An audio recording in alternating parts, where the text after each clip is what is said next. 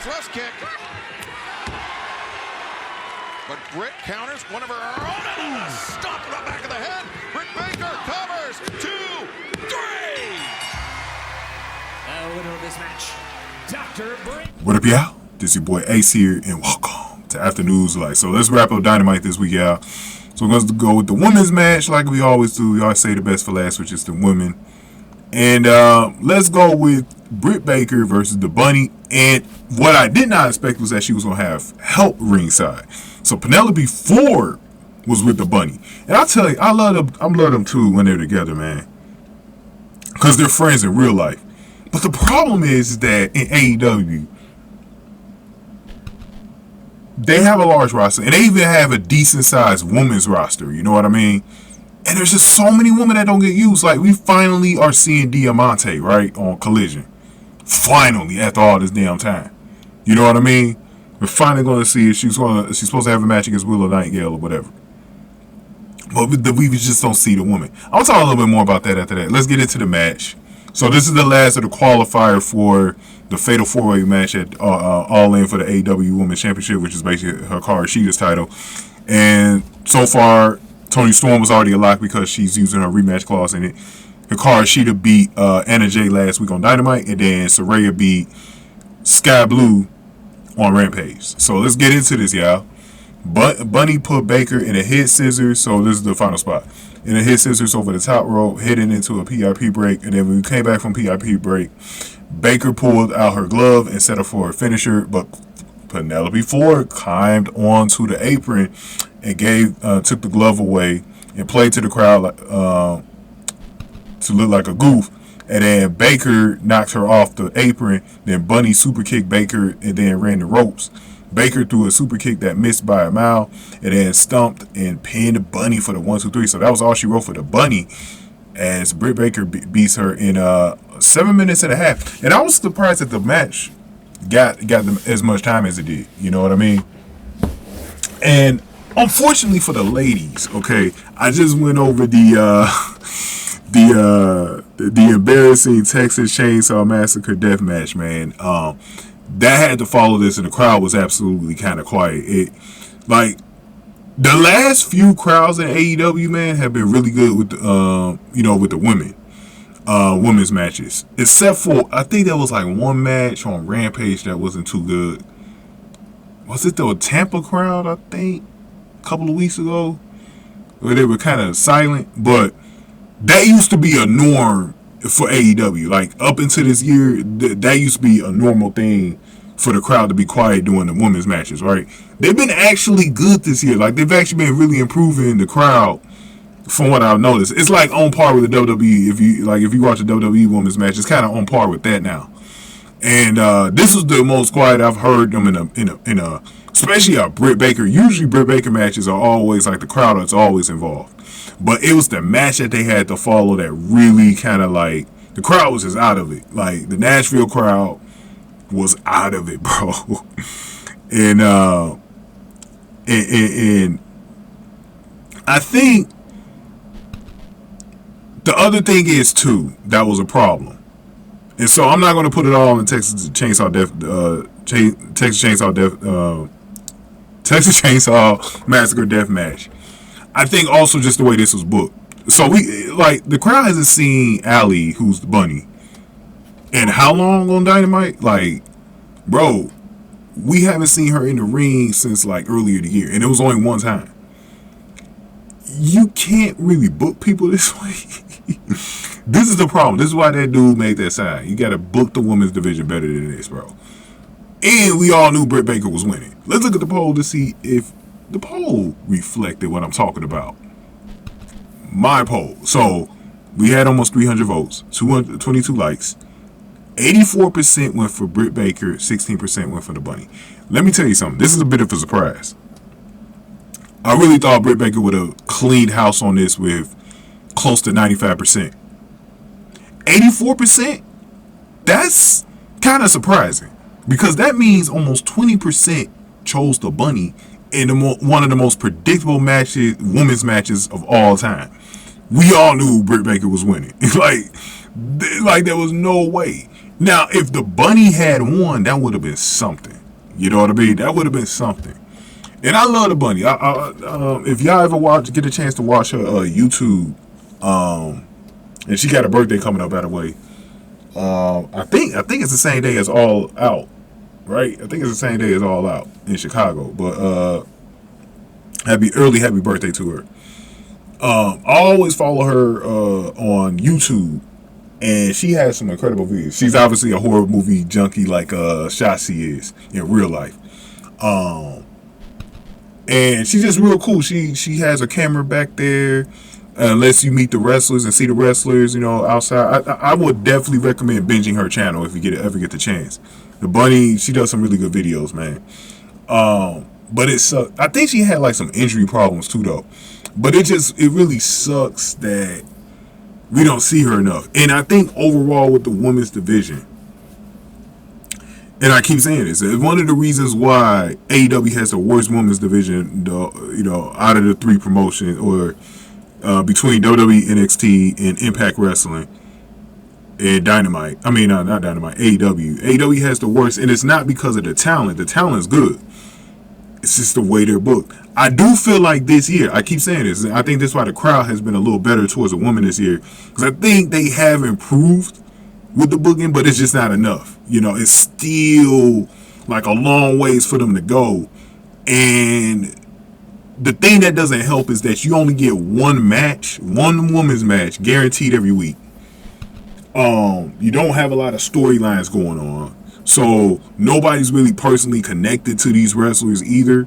Now, you had a hot match last week on Collision.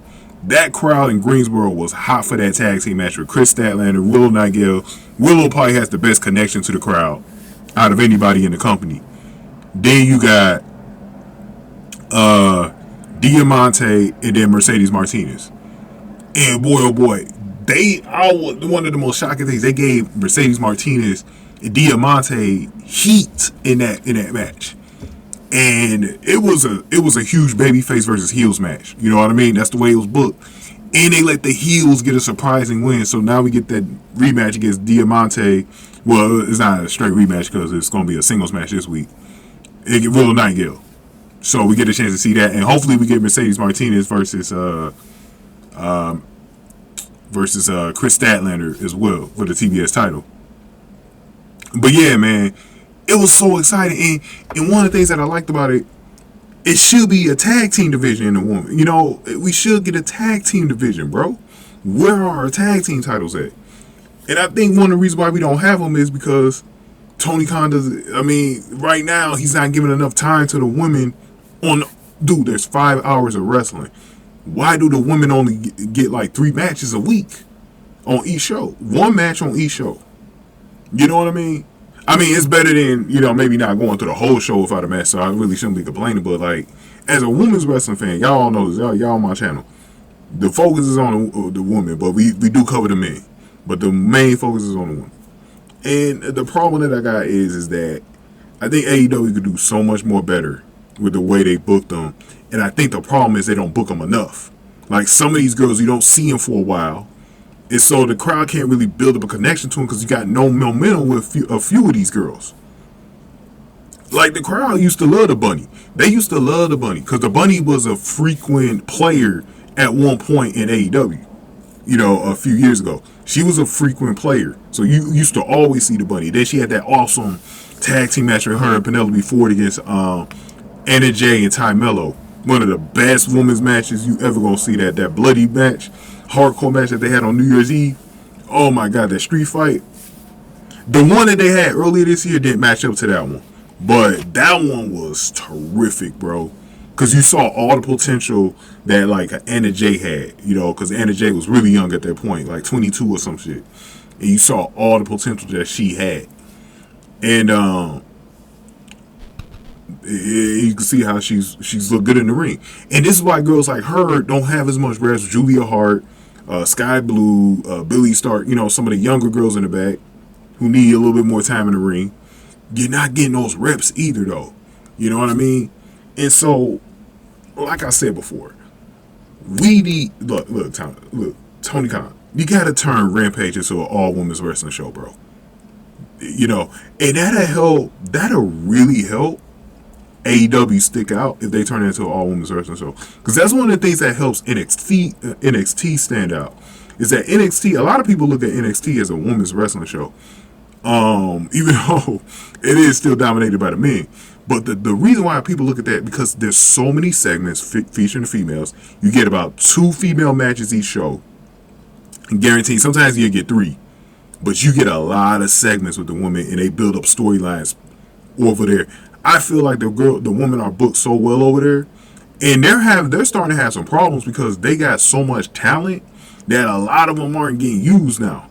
You know what I mean? Like NXT is getting full and booked, like overbooked now, and AEW has that same problem, but it'll help AEW if they use Rampage, put 4 matches a week. So you can keep the formula of 1 match on Dynamite and Collision. You can keep that.